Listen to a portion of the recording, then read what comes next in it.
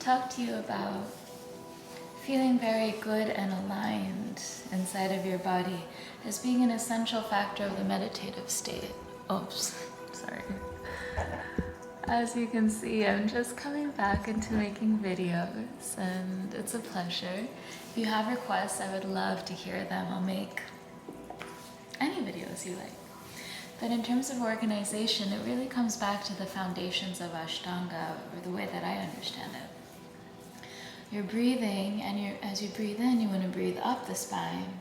And as you breathe out, you want to breathe down the spine. If you do this and you organize your body around the central channel, you really bring your body also into alignment with gravity, which is the biggest energy force we live in. So as your body relaxes into itself and the mind clears and you feel the sense of elongation, the breath naturally starts to lift and lower along the center line. And if you're very attentive, if your mind is not drifting or concerned with performances, then you get to notice the problems. And there are always problems, and everybody's problems are so unique and so special, of course, but we all have them. And they'll really manifest as different blocks, perhaps along the spine. A lot of people feel it in the shoulders, the hips, everywhere, legs, feet, anything that you would consider to be tight or asymmetrical is reflecting something that's not allowing your breath to flow freely, that's preventing your body from really stacking beautifully in gravity in the world we live in.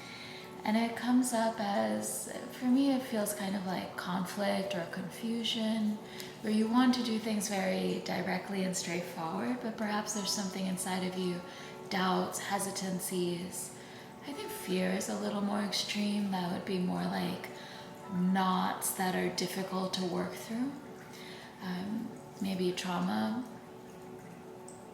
residuals, which we can talk about later. That's a big topic.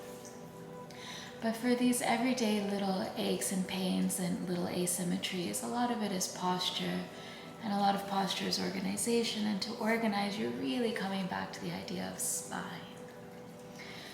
In terms of organization, the top of your spine is skull. Inside of your skull is the brain. I used to do a lot of work there in neuroscience. But now that I'm no longer in that field, I do a lot of organization like this. This is probably my favorite planner ever. It's not like a product promotion. I just wanted to tell you the things that I look for when I'm organizing my brain. I like to have different spaces for the different days of the week, and I'll keep different planners for different topics. Like these are today, Tuesday, these are the thoughts that came up in relation to, for example, body.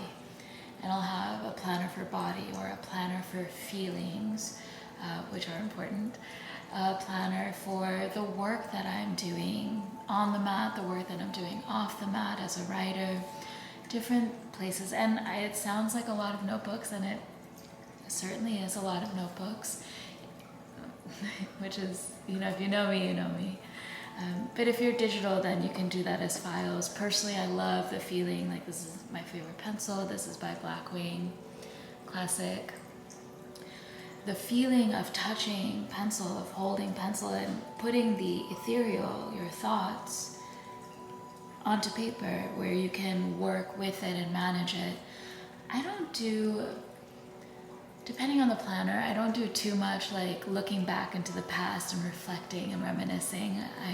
The whole purpose is to clear your way to be deeper into the present and into the now, which is why I really like planners. Okay, here's a box for today, for Tuesday. I don't really plan the future like that, which is, a personality style, but perhaps you do need planners for future, and you do need planners for now, or just a place for you to organize.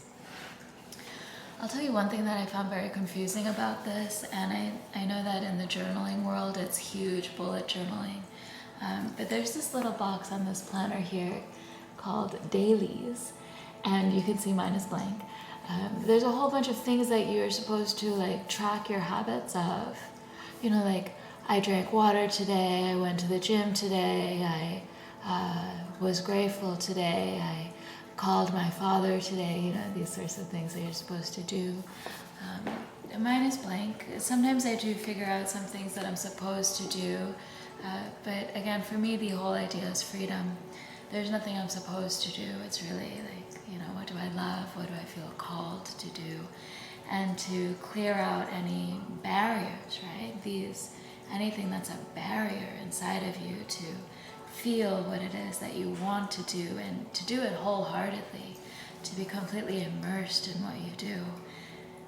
And that's the real gift, you know, is to love life. And if we want to draw that back to yoga, and we can always, the idea is prana, the energy of life. And what you're working when you're working your breath is pranayama, the direction of your breath. And to really free your breath, to liberate your breath, to unite the clarity of your mind with the beauty of healthy body. That's what it is to live. So I hope that inspires you in some way. I'm going to be giving you more and more of this. Let me know what you like. Hit that subscribe button, you know, and be well.